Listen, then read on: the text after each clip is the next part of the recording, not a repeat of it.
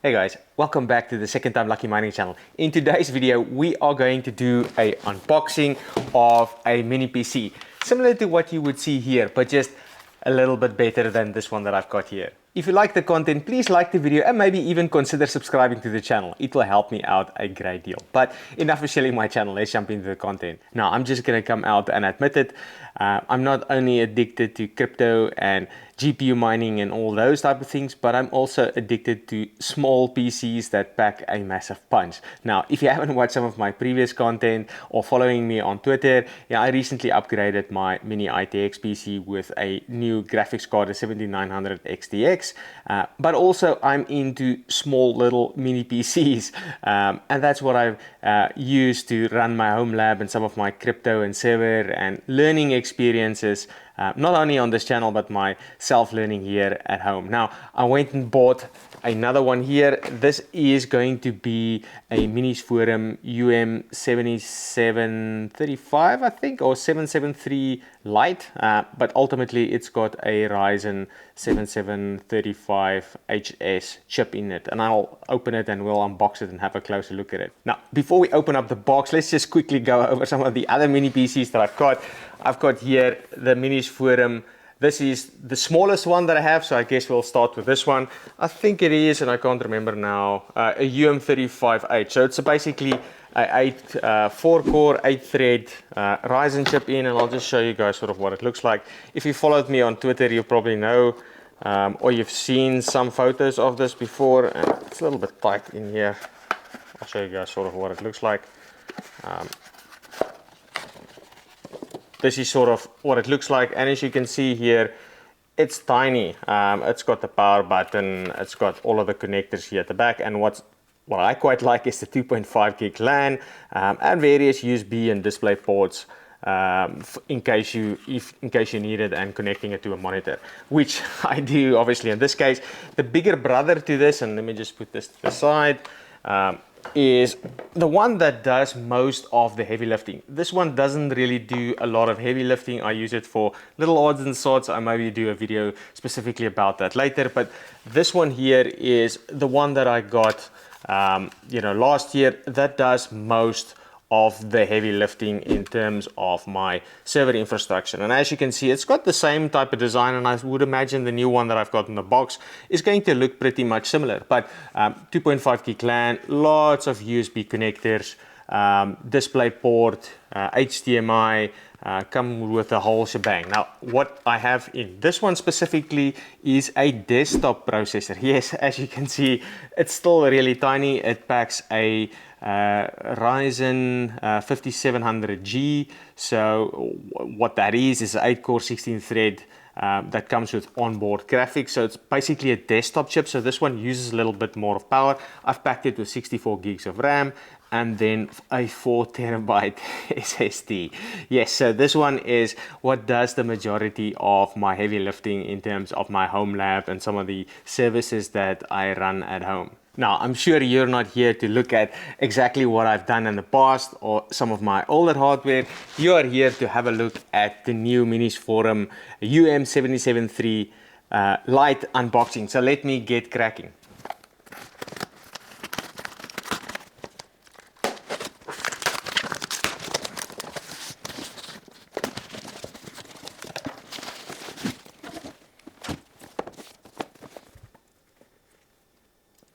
Now, as you can see, this is sort of what the box looks like, and reading on it, UM773 Lite, 64 gigs, 1 terabyte. So I went with the 64 gigs, 1 terabyte model. What I also have here, by the way, is another SSD that I just bought brand new, and that is just a SATA SSD. So I just bought it already with a Gen 4 1 terabyte SSD. I could have bought my own. So what I've done with some of these in the past, specifically the bigger one here, is I've bought a bare bones kit. Now, what you really get with a bare bones kit is basically just the chassis, so this case here, just with the CPU and the cooler associated to that. So that's really what a bare bones kit is. What you will then need to do is populate it with your own RAM and your own SSDs, and it will generally have two. So it has the SATA SSD together with the NVMe SSD. So in here is just a Gen 3 SSD, or NVMe. In here, or the new one that I have, will have a Gen 4 SSD. So I just went with sort of a pre-populated model here, and the cost associated to this one here, as I've got it kitted out, it's about 600. I think there was a pre-sale that was a little bit cheaper, so it was about 600, I think $650 or $680, so that's US dollars. However, you can get the bare bones kit in case you wanted to populate it with your own SODIMM memory. And that's the other thing that you need to be careful of, is the memory in these mini PCs is SODIMM, so it's basically laptop RAM, and you can really only get up to 64 gigs of RAM. So if you're running in Homelab, and that's some of the things that I've noticed, is you tend to run out of cores and RAM pretty quickly, and that's sort of what I found here. The 64 gigs in this one here still does most of the jobs that I need. I really have one service that I'm running, the TrueNAS services that I have, that uses a lot of RAM, but that's really related to some of the redundancy that I've got. But anyway, I digress. So you can get a bare bones kit specifically for this one that I think is about $350 to $380. However, then you will need to go and populate it with some of your own RAM and own SSDs, which makes it nice, and you can go ahead and do that. The only reason why I didn't go down that path specifically for this one here is because of the actual SODIMM memory that I needed. So I needed to have DDR5. So yes, this one requires DDR5, so you will need to go and get SODIMM specifically for DDR5, and that's what I couldn't really find locally. Lots of different options and speeds, and I didn't want to run into any compatibility issues, so I just went with the pre-packed unit that had the 64 gigs of RAM with the 1 terabyte inside. Now, opening up the box, let's go and have a look.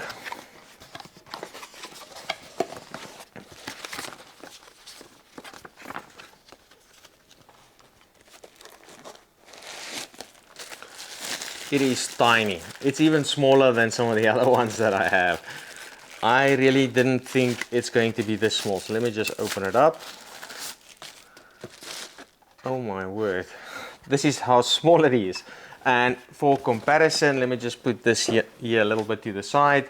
This is the smallest unit that I have, and it's a little bit smaller than the old UM350 that I have, that's only got the 4-core 8-thread processor in. And as you can see here, even compared to my 3700G, it is a lot smaller. You know, you can see it from the side. It is a lot thinner and a lot more compact. I really do like this form factor. It's a lot heavier, I must admit. I think the actual internals may be a little bit heavier, but having a look and see at what is the I/O that is on this device, and if I just twist it a little bit to the back, you'll be able to see it's got the power connector. It's again got 2.5 gig LAN, and then we've got the normal USB 3.2 Gen 2 USB cables there, HDMI. By the way, these HDMI, they can go up to, I think it's 3 4K 60 Hertz monitors, so that's quite a lot. The other thing that I didn't mention, and that's really because personally I wouldn't really take use of it or make use of it, is the actual APU. So this is an APU. So an APU is really a CPU that comes with a graphics card attached to it. So that's typically what you would find on consoles and a lot of laptops. But this comes with a 680M. So that's an RDNA 2 graphics processor that's packed on here, so you can actually play some games on here. Specifically, at least in the short term, I won't be playing any games. I've got a big powerful PC upstairs, so I won't be doing that. But that's one of the main reasons why I went with this Minisforum PC. And something that I didn't disclose that I probably should have at the start, this video is not sponsored or promoted or anything like that. I bought this with my own money. You know, there is other alternatives that do something similar to this. So there's lots of different options. I know ASRock makes some great mini PCs. I know B-Link makes some great mini PCs. You can find tons of them on Amazon. I specifically like these. I had good success, as I mentioned, with the other ones that I bought. So that's why I like, you know, these little Minisforum PCs. Now, something else that, so again, at least for me in the short term, I'm not really going to make use of the onboard graphics on here, but I do have two small little daughters, and it would be nice if I can put up a PC right here behind me and plug in a monitor, and they can go ahead and play on something that takes up this amount of space. Now, again, for comparison, this is a normal mouse, so you can see you know, how this compares with a normal mouse. It's really almost as big as a mouse, specifically this component here. Now, having a look at some of the other stuff that comes in the box, and you know, to be honest, the box is actually quite heavy. Okay, so here we go. So what you get in the box, or some of the other stuff that you get in the box, is, I'll just see if I can flick it a little bit like that, but you would get a normal power connector here. So this is the typical one that you would get on any you know, power supply on a normal computer, so that should be fine. You have a little which is quite nice, a little HDMI cable. I'm definitely going to make use of this. What also you get is a stand. So this is actually quite nice and cool. So let me just open it up so you guys can sort of see what I'm talking about. It's a little stand like this. So I would imagine the idea behind it is it could stand like that on a desk, you know, in case you wanted it to stand on a desk. So that's actually quite nice. Now, some of the other stuff, I'm not going to use this, at least for now. If my kids play with this, definitely that's a nice thing to have. There's some extra feet. So there's some feet here at the bottom. So in case you lose or break some of these feet, you've got that. The other nice thing is a connector here. So what is nice is there's sort of holes here at the back for this. So it's a VESA mount, so you can actually mount it behind a screen. So in case you wanted to have no clutter on your desk and you actually got a screen with a VESA mount, you can actually go and mount it at the back. So you see a lot on photos. I haven't seen anybody personally doing this. I have seen friends that run a dental practice. They make use of things like that, so it's actually quite useful. And then the other thing that you've got here is a biggish brick, I must admit. So this is a biggish brick here. So that is obviously to power this device, and there's the little power connector there. Now, the other thing that I didn't mention is the USB ports. So that is a USB 4 port, and this thing can actually power, I think it's 5 volts, 3 amps as far as I'm concerned, or at least as far as I know, and I might be wrong here, but that is 5 volts, 3 amps. So if you're running a second display that you don't need to give power, this actual USB port will actually provide power. Now the other one there is just a USB-C port. So you know, that is now to connect anything USB-C. It will not do power. So unfortunately it will not do power, but it will still do a lot of data. Now the other little small thing, and I did see it in here, that we've got is this little connector here. Now this is the connector that I will use, and I will open this bad boy up to connect my SSD. So I will use this connector in here once I open it up and connect my SSD.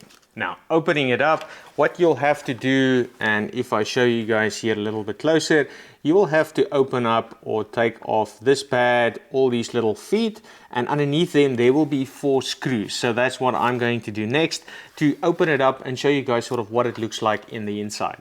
Okay, so I managed to unscrew the bottom part. So as I mentioned here, you just need to unscrew the screws at the bottom, so it's really easy, and then you can take off this cover, and I'll come back to this cover in a second. But this is really sort of what the inside, or at least the one half of the inside, looks like. And as you can see, there is the 64 gigs of DDR5 SOTA memory. So again, I spec'd it with 64 gigs.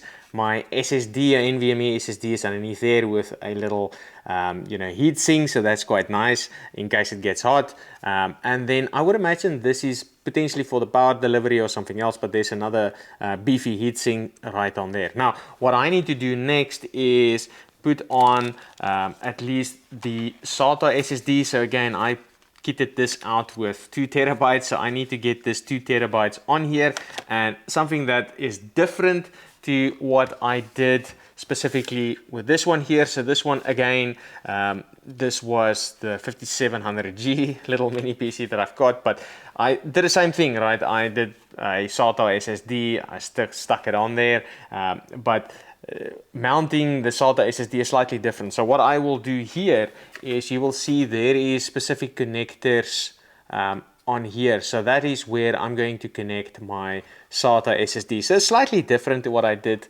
with the older one here, but it should be easy. So that's where I'm going to connect this connector here. There's a little spot, and I'll see if I can show you guys on screen. So there's a little spot right there where I'm going to connect that up, and then I'll mount the SSD to the back of this. So, and then I'll just put it back together, and hopefully it works, and we will figure it out in case I've made a mistake. Now, in case you were wondering, this is really how easy it is to mount the SATA SSD. There is 2 screws right there, and let's see if we can get the blur out. And the screws are, or come with the whole package, so that's not a problem. And this is the SATA connector that you would need. So as you can see, there's the SATA connector there, and it's got a little funny end here, but that's what's going to connect to there. So that's really where it's going to go. So what I'm going to do now is just connect this back up and close the internals. Okay, so I've managed to install the SSD and closed it nice up, and what I'm going to do next is install Proxmox on it, and then see if I can cluster these 2 servers together, and then run my services off that. But that's really where I'm going to end this specific video. If you've liked the video, please like the video, and maybe even consider subscribing to the channel. If you didn't, please specify in the comments what you would like me to change. Otherwise, I'll catch you in the next one. Cheers.